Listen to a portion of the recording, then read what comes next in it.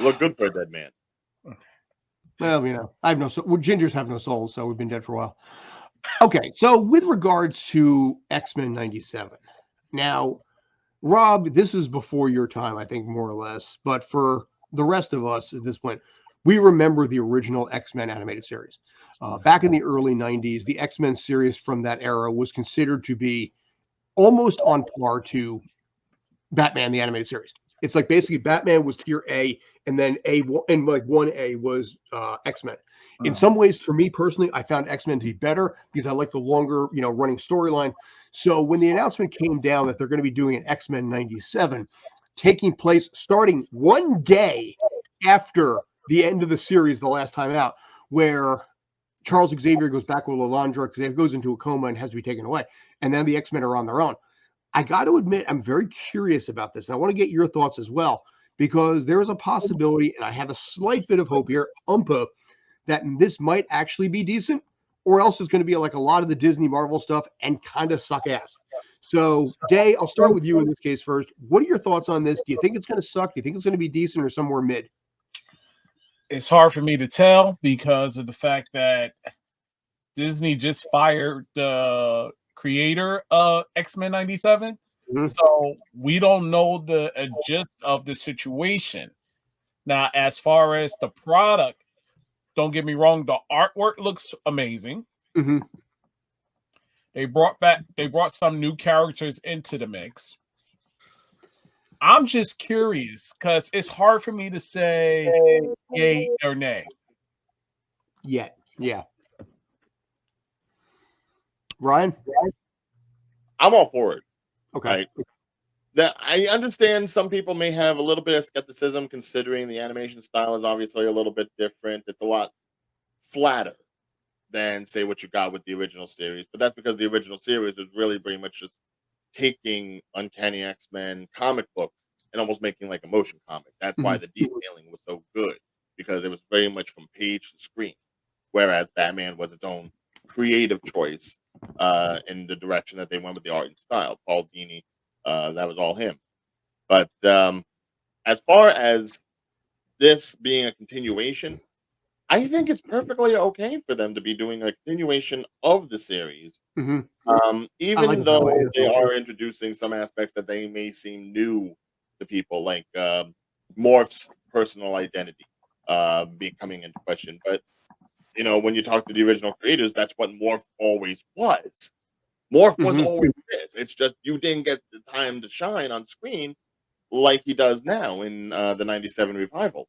So I think the idea of having something like X-Men, if it's not going to be in the MCU until Deadpool and Wolverine, having something like the X-Men and what they represent and the messages they have to talk about as far as acceptance, diversity, changes in your body, especially for a younger audience, talking about things of, your body changing, your personality changing, that sort of stuff always speaks to a large audience. There isn't a thought in my mind that makes me think that this is going to suck. I mean, as far as I know, yes, you have said Marvel television stuff on Disney Plus doesn't always go well. However, I don't think you could really make that argument for anything of an animated nature. It's an unknown, I guess, maybe. Go ahead, Dave. Rob, we'll give you a second, I promise. It's all good. The thing about it is, animation, you're right. But for them to have the drama that they did with firing the creator of 97, I am very skeptical of how things are going to be done, because you fired the creator and then you're still going with showing his product, but you fired him. So it's like, I mean, it worked for James Gunn and Guardian. No, but we don't know the gist of the situation. James Gunn, we found out, was over something that was in his past. Right, and they had to hire him back. Now the guy having an OnlyFans account, which is not necessarily Disney oriented. Wait, what happened? Apparently, it's because a Disney-based OnlyFans account. No, what you and said? Doing stuff on OnlyFans that maybe he didn't tell Disney about. hmm and it doesn't look good to have that sort of stuff affiliated. I mean, yes, granted, there could have been a conversation about it. We don't know if there was or wasn't. Maybe they said, well, we're fine as long as you take it down. Maybe he said, I don't want to take it down. Boom, that's it. There can always seem to be some sort of like a morality clause or something that breaches because something wasn't talked about. It has nothing to do with the show. I don't think the show's bad. I don't think he did anything bad with it. It's just, you did what you did. Whether or not we do anything for season 2, if there is a season 2, which, Right. They already said they're going to do God, season 2. you get it with Moon Girl and Devil Dinosaur. But considering how these X-Men are going to eventually be thrown into live action, maybe you don't necessarily want to muddy the waters. Maybe this is just like a flavor piece, something to reintroduce these characters before they become grander in the movies. So Actually, let him go. Brian. Rob. Let him roll first. Thanks. Yeah, Rob, what do you think? So Rob did grow up with the show. I know a lot about the show. The only thing that people are complaining about, which I think is what Ryan was just touching on when he was the fact that there's a non-binary character. Yeah. Okay. I mean, Morph was. I always figured Morph was gay in the original series. Right. So I'm not that far on anyway. But I know that's the only big thing that I've seen. Everybody's like, "Oh my gosh, there's a non-binary character. They're being woke," But like as I've said, that's always been Morph's thing. It just at the time you didn't call it that definition. No, they killed him off in the first episode. You didn't really get to expand upon anything until he became like hypnotized or like submitted by Mr. Sinister and to be his lackey. Right. That's all we really got of Morph. Now we'll actually be able to see more about him. The only thing that I don't per se like about the new series is the fact that unless it was an actor's choice, but there are certain characters that are being revoiced that the actors are still alive. Well, I mean, Jubilee was different. I mean, Allison, whatever her name was, the girl from Big Comfy Couch, actually, the Lunette from Big Comfy Couch is actually the voice of Alfred Jubilee. Stoner. Thank you. I mean, she opted not to do it because, white girl, Asian character. Okay, fine. I was going to say the guy who voiced Magneto, passed away a few years ago, who was supposed to be the original Magneto in the movie, by the way. I point that out. Fun fact on that. Which that makes, if they passed, but I feel like if you played a character, I understand that her not being an actual Asian person, but she still is the original voice. Now, something for her. She didn't want to be it. That's fine, but there are other people that I haven't heard a statement from that are not reprising the cast, and I'm just curious if it was their choice. Who's not reprising outside of those two that I mentioned? Because Cal Dodd's back, Chris Potter's back. Scott Summers. Is Cyclops the same? I think it's the same one, same Jean Grey. So we're going to hear a lot more moaning from Jean Grey this time. That's been another complaint. The fact that they flattened her. Or was it Rogue? It was Rogue, yeah. Because this is new. This is new Rogue. By the way, can I just point out that even despite the look on this, hang on a sec, that even though with the animation of the new style, she is still fine. Yeah. Dude, I always listen. I remember Rogue, granted, like that. Well, that's what all the memes are, like Wolverine having that picture, like that meme of like Wolverine's missing. Dude, that Rogue is still smoking. I don't care. I may get canceled for saying that. She is gorgeous. She always was in the comics. As a lonely teenager, it was her and Chun-Li that were my two teenage, my fictional crushes. So.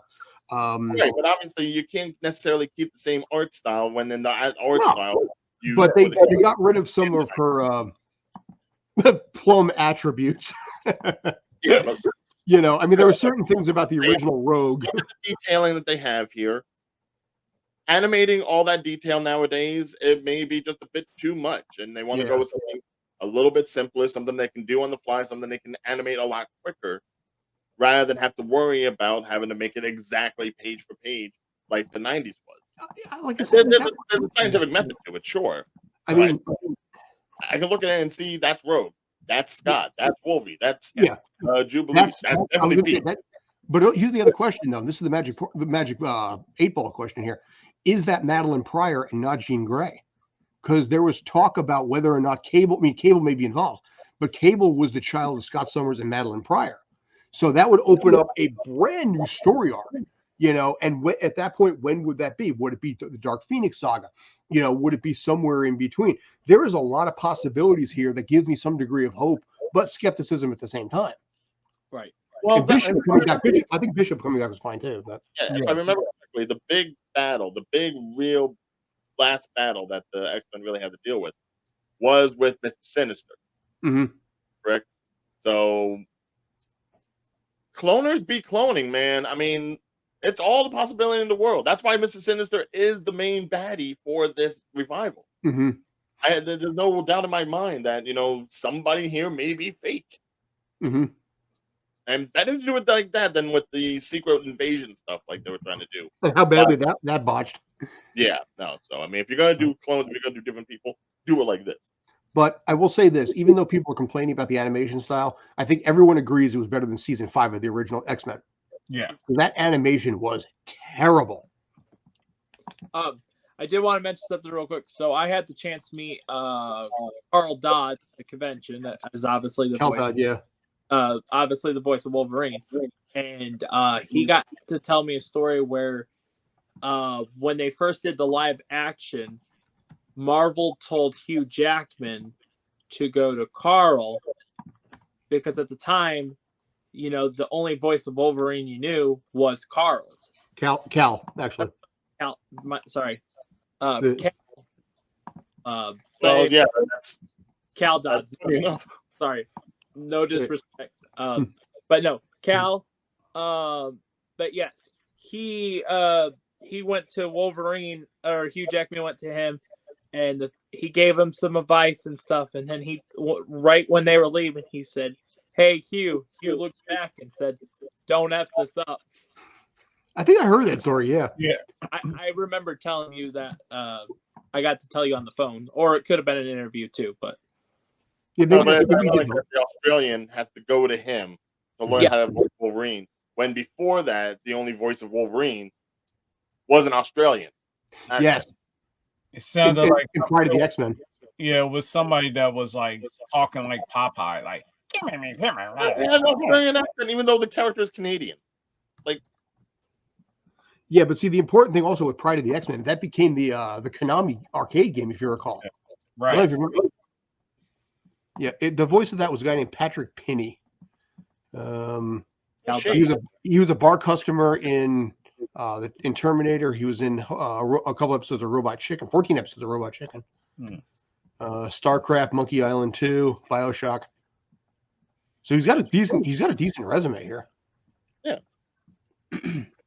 It's just it's one of those things where it's like if you look at the guy, if you look at like brown suit Wolverine, maybe you don't think Canadian.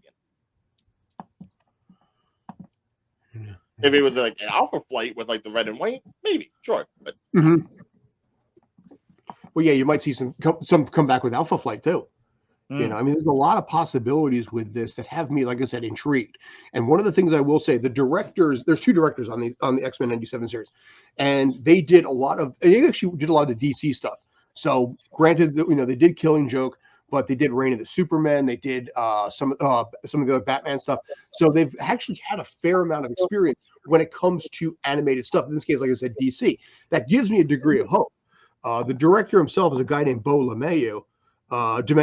And he did Strange New Worlds. He did the Witcher animated movie. He actually wrote a couple episodes of The Witcher back before it got really weird and creepy and stupid. But League of Legends, he wrote some stuff, the original. So he's got some credit there. So again, I'm curious about it. And because it's all one writer, that could either be really great or it's going to go down a terrible path, and we're going to notice it by like episode 3. Right. We may even the one. But well, you have to hope that since, regardless of how much praise the first 2 episodes have gotten in its early premiere, if it's written by one person, you have to hope that they have like a view of what they wanted the rest of the series to look like after watching the original. This is like basically it's him telling his what if narrative, like what if the show kept going, this is how it could have gone. Yeah. And depending on like what storyline they decide to go with, which I think they've been hinting at with the titles Mhm. of the episodes.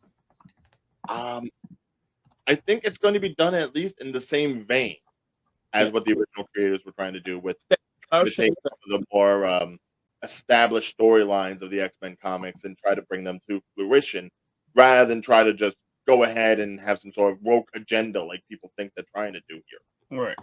Well, there is that concern, obviously, about whether or not that's going to happen. But again, in this case, you have the opportunity to do something special with this.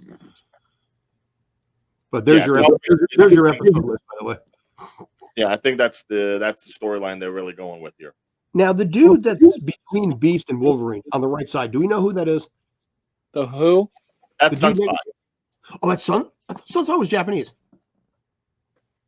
No, Or who am I thinking of right now? Sunfire. Maybe Sunfire. Okay. All right. So Sunspot. Okay. A mutant from Brazil. All right. Sunspot was the one that just pretty much looked like he was like radiating like fire energy. Yeah. Mhm. But I think it was Sunfire that had like the weird kabuki fish mask. Okay. Yeah, see, like I said, I had the wrong one there. So, okay. Like I said, fine. Let's see what happens. Like I said, I care more about the writing in this thing than anything else. Of course, we do have to mention that, of course, part of the joy of this was also the X-Men movie, or X-Men versus Street Fighter, which, of course, provided us something like this in this particular case. Actually, let me ask you guys something. Those of you who watched the show, those of you who didn't watch the show, knowing what we've known from the characters of the original series, Mhm. is there anything you would want a particular character in this new series to go ahead and do that maybe they didn't get the chance to in the original? Knowing the characters that we know Gambit today. never really got a lot of chance to shine. I would have liked to see a little more of that. Yeah. Gambit. He had one episode in season 2, but that was about it. Who else? I would say the relationship with Storm and Forge? No, really, because remember, she left the X-Men for a while to be at Wakanda. Mm-hmm. So they should elaborate with that. Explain. They could bring in Wakanda, yeah. Hmm. Because in most iterations of X-Men, Forge and Storm are involved. Right. Most of them. So, and Forge was established. Where Storm and Wolverine were an item in that Age of Apocalypse. Oh, I know what they have to elaborate on. They never really got far enough to explain the relationship between Scott and Alex Summers. The audience knew, but the characters themselves never knew that they were siblings. Because Scott met his father, Corsair, in space. But he never knew his brother survived the plane crash. So they ended up actually fighting each other in one episode. And maybe X-Force. Yes. And that was, yeah. Jake comes back and is looking for Polaris. Bingo. Polaris is part of X-Force, yeah. and decides to stay with them. Yeah. I mean, in this case, it's all continuity. He knows his father is still alive. I'd be really curious to see they go through with that. Yeah, I'd be curious to see where it goes with that. Rob, we're gonna find out. Person, do you have anything that you'd want to see in the new series, X-Men wise? No.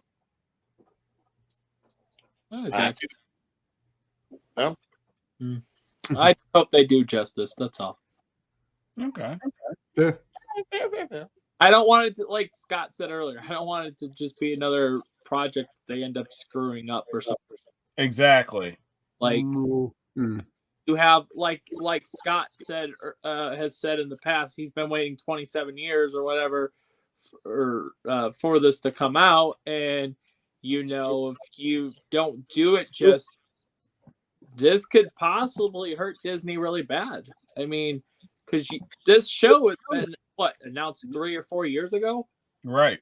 Yeah, and it's just now finally coming out. I get there was things that have happened in the past, COVID, and all that, but I hope with all that time that it's been announced, because I can't remember when I met Cal. I want to say it was about 3 years ago at the Arkansas Comic-Con. He said it was already done. and that was about 3 years ago. So Hmm.